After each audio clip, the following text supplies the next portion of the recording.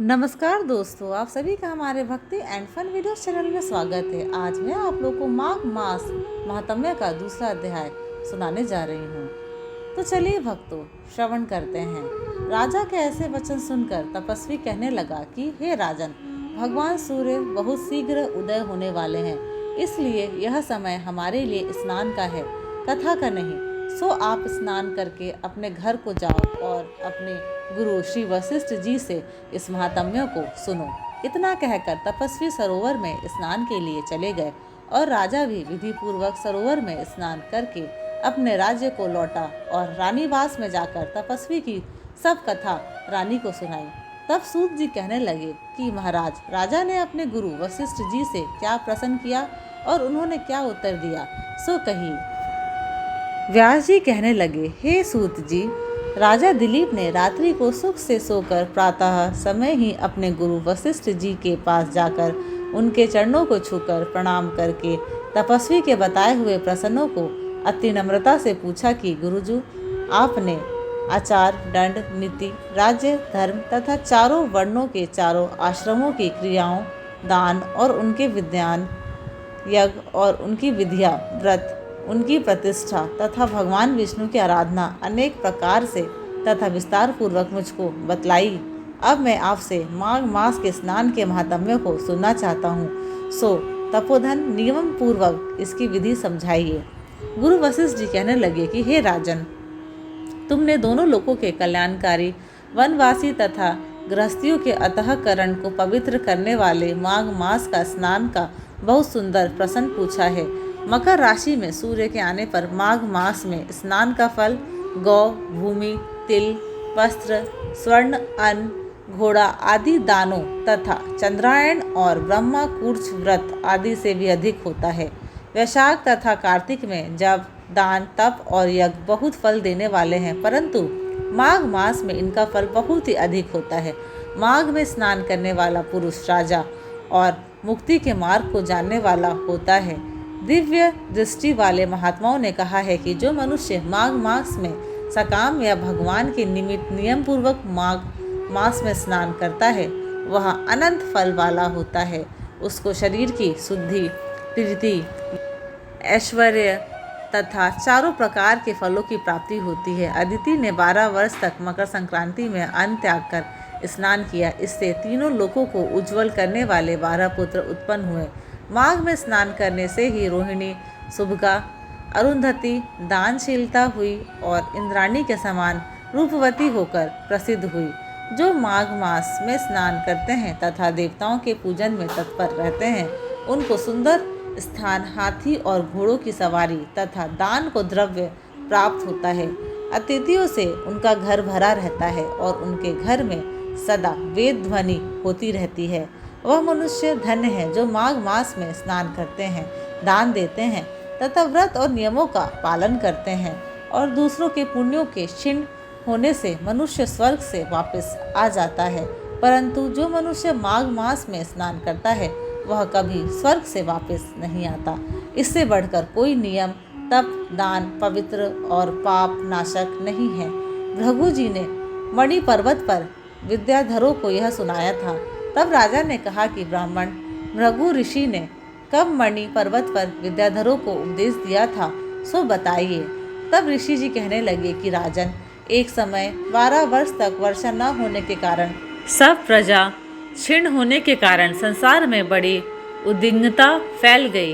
हिमाचल और विंध्याचल पर्वत के मध्य का देश निर्जन होने के कारण श्राद्ध, तप तथा स्वाध्याय सब कुछ छूट गए।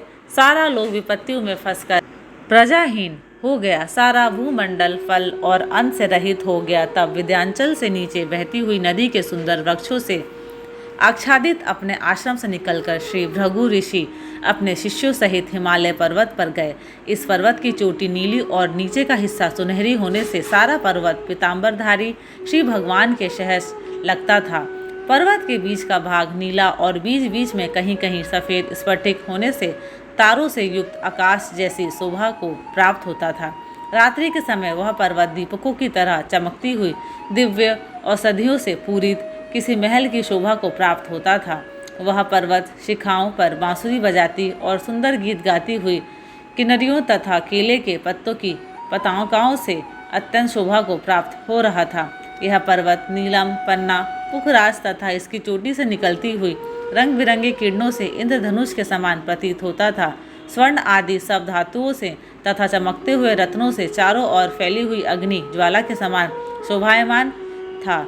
इसकी कंदराओं में काम पीड़ित विद्याधरी अपने पतियों के साथ आकर रमण करती हैं, और गुफाओं में ऐसे ऋषि मुनि जिन्होंने संसार के सब क्लेशों को जीत लिया है, रात दिन ब्रह्म का ध्यान करते हैं, और कई एक हाथ में रुद्राक्ष की माला लिए हुए हैं, शिव की आराधना में लगे हुए हैं।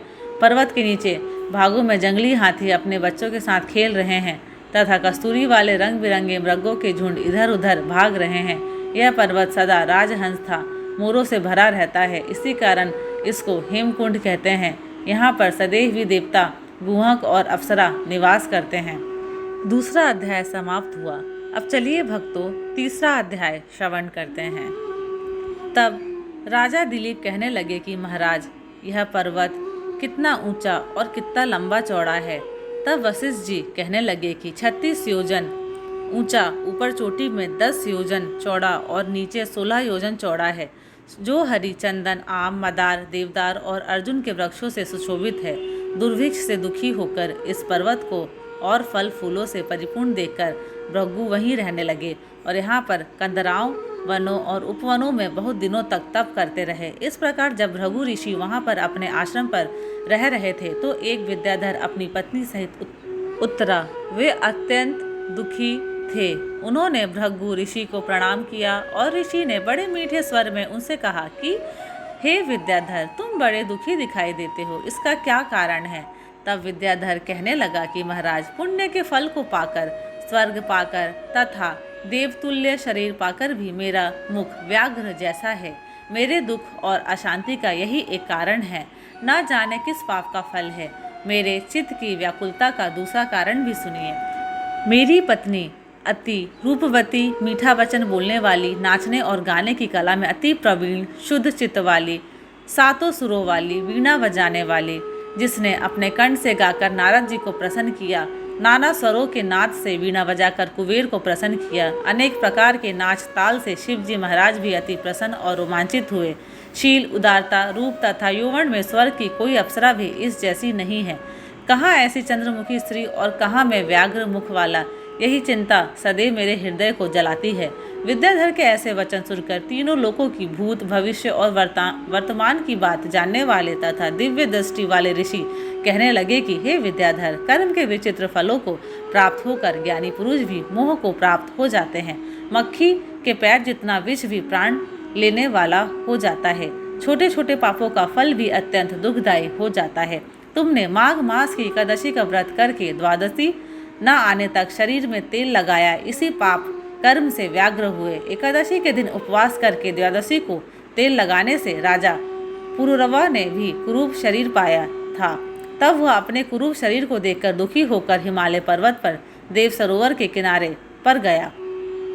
प्रीति पूर्वक शुद्ध स्नान कर कुशा के आसन पर बैठकर भगवान कमल नेत्र, शंख, चक्र, गदा, पद्म के धारण करने वाले पीताम्बर पहने, वन माला धारण किए हुए विष्णु का चिंतन करते राजा पुरुरवा ने 3 मास तक निराहार रहकर भगवान का चिंतन किया। इस प्रकार 7 जन्मों में प्रसन्न होने वाले भगवान राजा के 3 महीने के तप से ही अति प्रसन्न हो गए और माँ की शुक्ल पक्ष की एकादशी को प्रसन्न होकर भगवान ने अपने शंख के जल से राजा को पवित्र किया।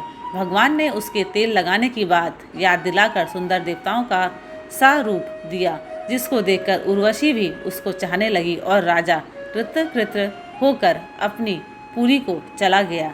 भृगु ऋषि कहने लगे कि हे विद्याधर, इसलिए तुम क्यों दुखी होते हो?